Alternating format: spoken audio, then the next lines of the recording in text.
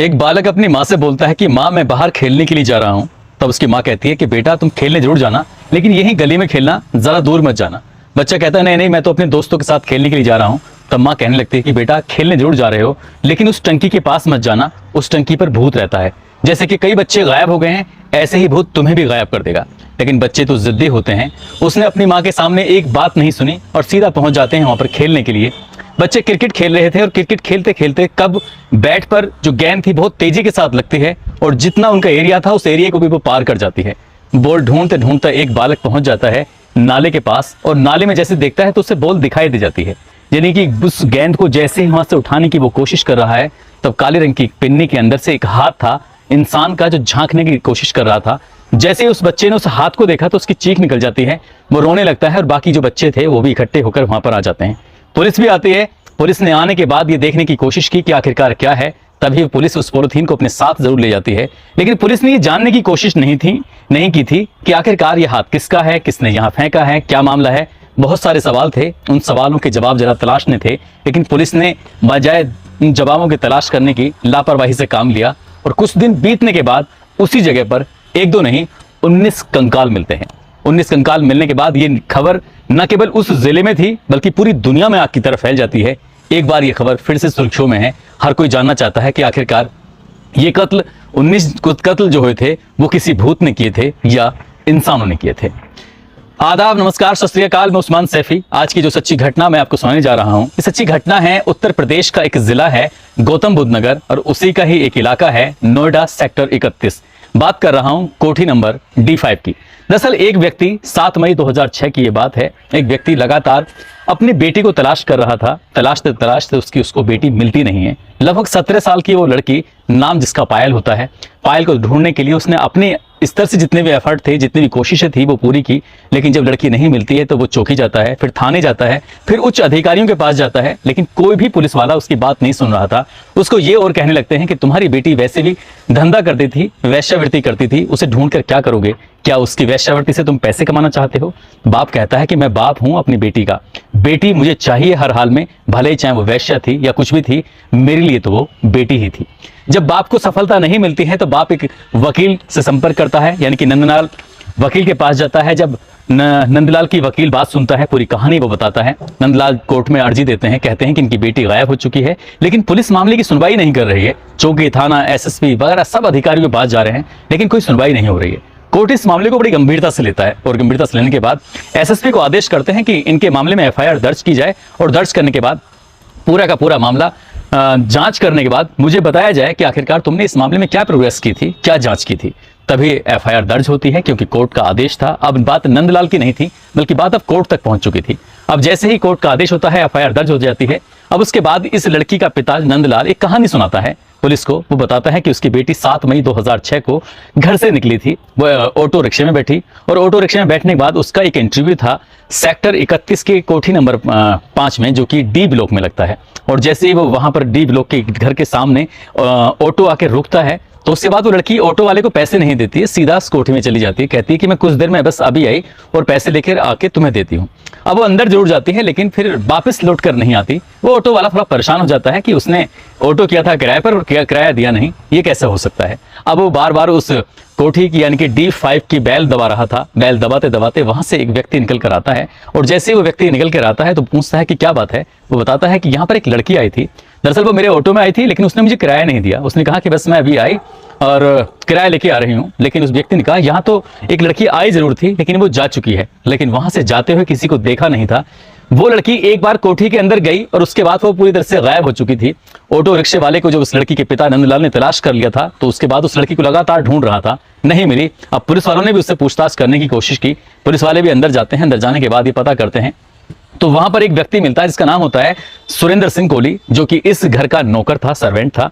उसके बारे में पता चलता है कि ये रहने वाला था अल्मोड़ा का, जो कि उत्तराखंड में लगता है। साल 2000 में दिल्ली के लिए आया था कमाने के लिए, अपने परिवार का भरण पोषण करने के लिए, और यहाँ पर एक कर्नल के पास रहता है। ये बताते हैं कि खाना बड़ा अच्छा बनाया करता था, इसलिए साल 2003 तक उसने अपना खाना न बनाने में लगा रहा। लेकिन इसी बीच में एक मोनिंदर सिंह पंधेर नाम का व्यक्ति साल 2003 में उसी कर्नल से कहता है कि कर्नल साहब, मुझे एक भरोसेमंद आदमी चाहिए। मैं अक्सर ऑस्ट्रेलिया, कभी अमेरिका, कभी पंजाब, कभी कहीं, मेरा बिजनेस का सिलसिले में मुझे अक्सर बाहर रहना पड़ता है, इसलिए मेरी कोठी की देखभाली भी होती रहेगी, और मुझे एक ऐसा ही अच्छा ईमानदार आदमी चाहिए। और उसका नाम सुझाया जाता है सुरेंद्र सिंह कोहली का। सुरेंद्र सिंह कोहली अब 2003 से इसी घर में रह रहा था। अब ये अपने मालिक के लिए काम कर रहा था। पुलिस आती है, पूछताछ करती है, लेकिन पुलिस को ज्यादा कोई सफलता मिलती नहीं है। साथ ही अब पुलिस ने, क्योंकि जो लड़की गायब थी उसका जो एक मोबाइल नंबर था, मोबाइल नंबर को सर्विलांस पे लगाया जाता है। मोबाइल नंबर तो बंद आ रहा था, लेकिन EMI जो एड्रेस होता है, उस EMI एड्रेस के माध्यम से आखिरकार कुछ महीने बीतने के बाद वो नंबर चालू हो जाता है। और जब नंबर चलता है तो पता चलता है कि कहीं दूर वो नंबर एक व्यक्ति है, साधारण सा आदमी है, उसका इस्तेमाल कर रहा था। अब पुलिस ने चैन बनानी शुरू कर दी, तो चैन बनाते बनाते ये इसी कोठी में आकर चैन रुक जाती है। D5 की सुरेंद्र सिंह कोहली ने ही फोन किया था, उसने ही बुलवाया था। अब सुरेंद्र सिंह कोहली से जब पुलिस अपनी तरीके से पूछताछ करती है तो अगली कहानी पुलिस सुनाती है।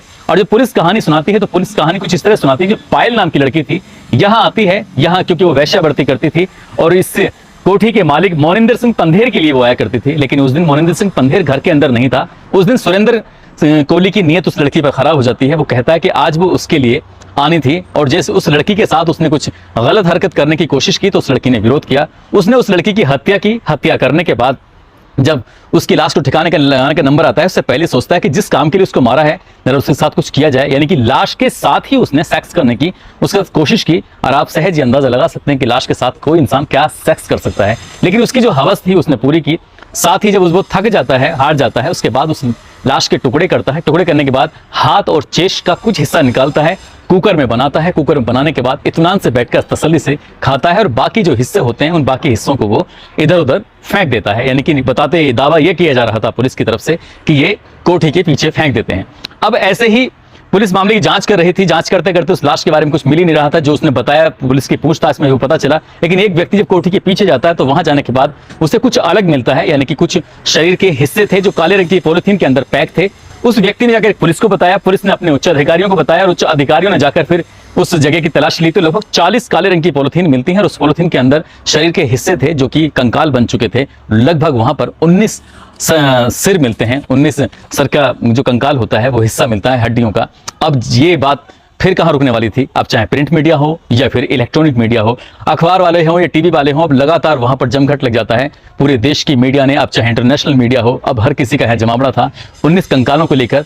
अब यहाँ पर तरह तरह की बातें चलने लगती हैं। यहाँ चलने लगता है कि मोनिंदर सिंह पंधेर की अय्याश किस्म का इंसान था, लेकिन उसका नौकर होता है। यहाँ के लोगों को, यहाँ के जो बच्चे थे उन बच्चों का वो किडनैप करता था। किडनैप करने के बाद उनके साथ गंदा घिनौना कृत्य करता था। और इसी तरह से जो घर वाले परिवार वाले लोग थे वो अपने बच्चों को ढूंढते ढूंढते आते जरूर थे। कहते थे कि टंकी के पास यहाँ भूत रहते हैं, अक्सर यहाँ के बच्चे गायब हो जाते हैं। इस तरह से 19 मामले जब आते हैं तो 19 मामलों में 3 मामलों के कोई सबूत मिलते नहीं है, 16 मामलों के सबूत जरूर मिल जाते हैं। लेकिन 16 मामलों में सबूत जब मिलते हैं तो पता चलता है कि इसमें 9 लड़कियों के कंकाल होते हैं, जिसमें 7 लड़कों के कंकाल होते हैं। अब इसी तरह से अब ये पुलिस पे लगातार दबाव बनने लगता है। मीडिया लगातार कवरेज कर रही थी, और जब सुरेंद्र सिंह कोहली की बातें निकल के सामने आती थी तो मीडिया कवरेज करती थी, बताती थी कि वो किसी बच्चे का टॉफी देकर अपहरण कर लिया करता था, उसे अपने घर पे लाया करता था, उसके साथ गंदा काम किया करता था। और गंदा काम अगर वो राजी से करवा रहा तो ठीक है, नहीं तो मार कर उसके साथ फिर गंदा काम करता था। उसके शरीर के हिस्सों को वो पकाकर आराम से खा जाया करता था। लगभग 1.5 से पौने 2 साल तक उसने ऐसा ही घिनौना कृत्य किया।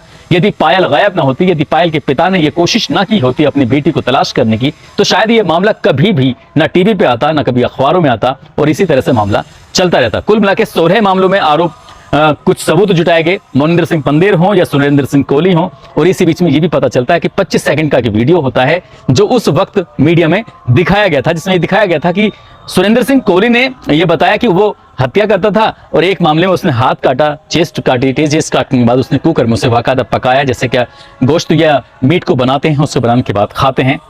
ये सब चलता रहा, और चलने के बाद कई ऐसे नाम थे, चाहे वो पिंकी सरकार हो जो 5 अक्टूबर 2006 को घर से गायब हो जाती है। बताते हैं कि उसको इसी घर के बाहर देखा गया था और अचानक से वो गायब हो जाती है। साथ ही एक रिंपा हलदार होती है, घर के बाहर टहल रही थी। वो लड़की लगभग 14 साल की लड़की होती है। उसको टॉफी दी जाती है। टॉफी देने के बाद उसको घर में बुलाया जाता है। उसके साथ भी वैसे ही होता है जैसे पायल के साथ था।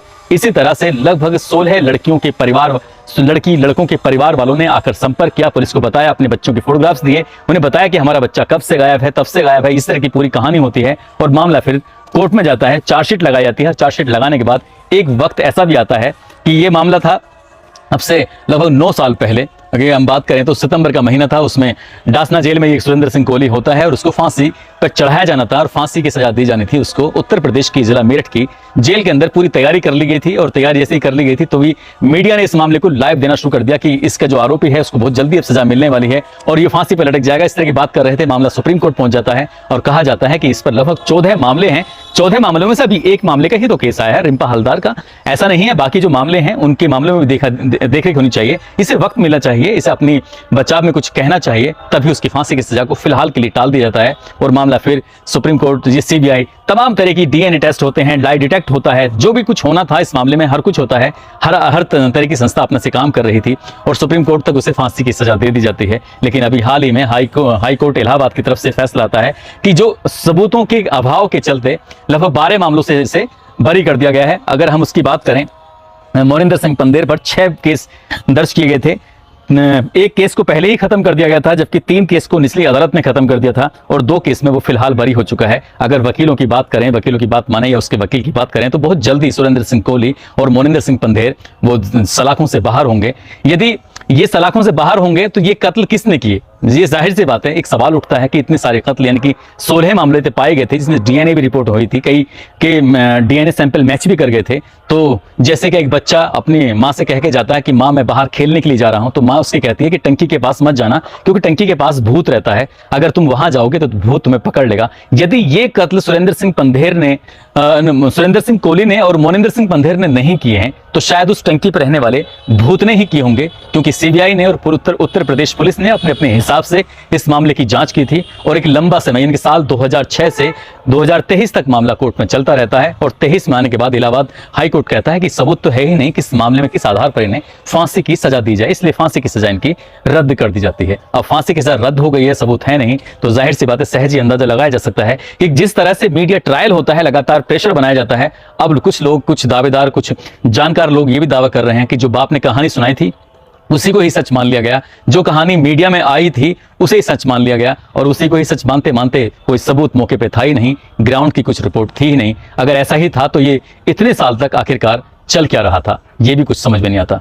दोस्तों, इस पूरे घटनाक्रम को सुनाने का उद्देश्य किसी को परेशान करना नहीं है, किसी का दिल दुखाना नहीं है, बल्कि आपको जागरूक करना है, आपको सचेत करना है। आप जहां भी रहें अपना ख्याल रखें, सुरक्षित रहें। जय हिंद, जय भारत।